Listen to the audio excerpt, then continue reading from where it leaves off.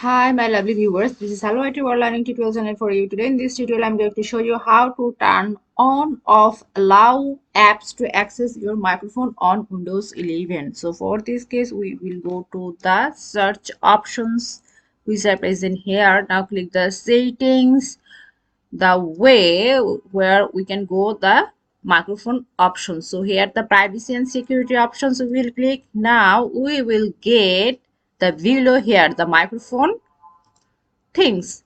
So microphone access actually when we are talking or using WhatsApp, Skype, or actually what we want to talk with others apps. So in this case, we have to always move on this microphone access. Otherwise, the voice or any kinds of recording section will not work. So that's why it has been I have one because I'm doing recording on this laptop. That's why it has been off. So if we want to off, if we press this section, and if we want to on this section, so press on.